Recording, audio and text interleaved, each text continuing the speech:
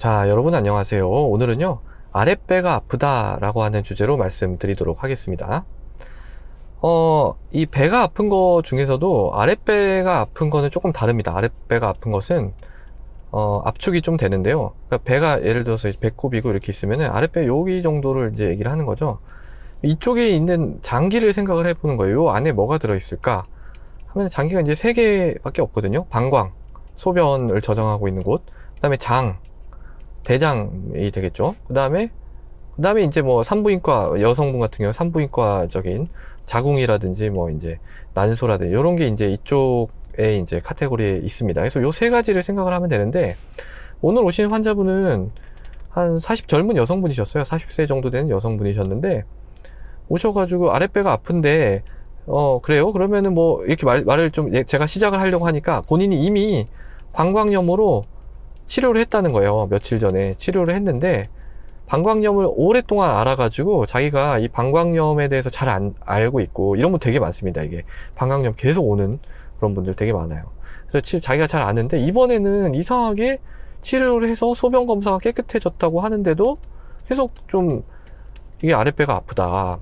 그래가지고 어떻게 치료를 했나 이렇게 봤더니 한 일주일 전에 이제 A병원에 가가지고 저기 시프로플록삭신 항생제를 갖다가 처방을 받아서 먹었고요.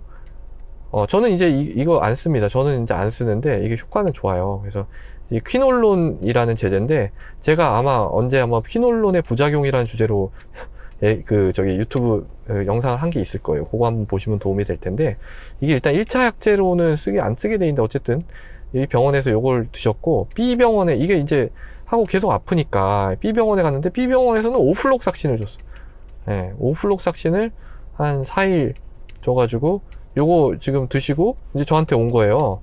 그래서 소변 검사는 이때 이미 3일 이후에 여기 소변 검사를 했는데 오케이, 괜찮았어. 그리고 4일 먹고 나서 다른 병원에서 또 소변 검사했는데 괜찮아요. 균이 하나도 안 나오고 염증 세포도 하나도 없대요. 근데 아프다, 뭐가 기분이 나쁘다 라고 하는 거예요. 자, 그래서 그러면 요 3가지를 그냥 뭐 따져보는 거죠. 그래서 뭐 방광염은 일단 치료가 된 걸로 보고, 또 산부인과 쪽은 좀 뭐 이게 증상이 어떠시냐 했더니, 이분은 이미 그 예전에 자궁 절제술을 다 하셔가지고 자궁 절제술을 하셔가지고 없고, 거기 뭐 저기 증상도 없고 해서 이거 뭐 없어요. 이거 뭐 될 만한 게. 그럼 남는 게 뭐예요? 장 쪽이죠, 장 쪽. 그래서 뭐 장 쪽에 대해서 조금 제가 약을 좀 지어 드리겠다 이렇게 얘기를 했어요. 그랬더니 아니 왜 갑자기 장에 문제가 생기는 거죠? 이러는 거예요.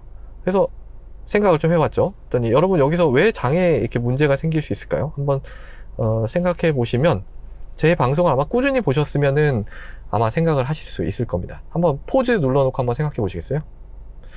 예, 그래서 뭐냐면은 이 약제입니다. 약제.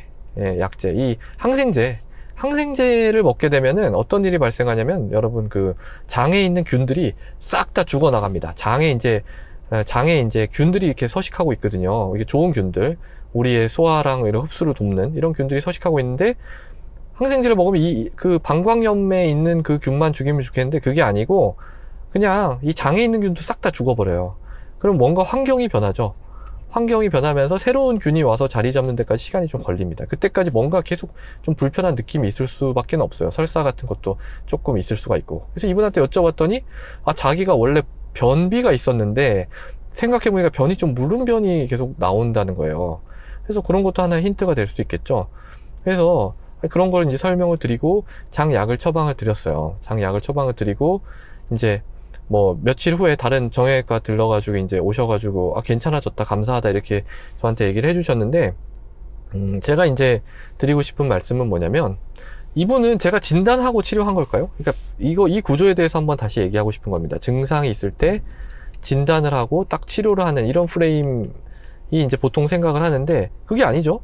이분 제가 뭐 검사 하나도 안 했잖아요. 그냥 얘기만 듣고 그냥 약 조금 드리고 이런 거니까, 이분은 그냥 증상이 있어서 제가 진단을 했다기보다는 어떤 생각할 수 있는 원인을 생각해서 그냥 조절만 해드린 것 같아요. 이런 감기도 약간 이런 프레임에서 끝나는 거죠.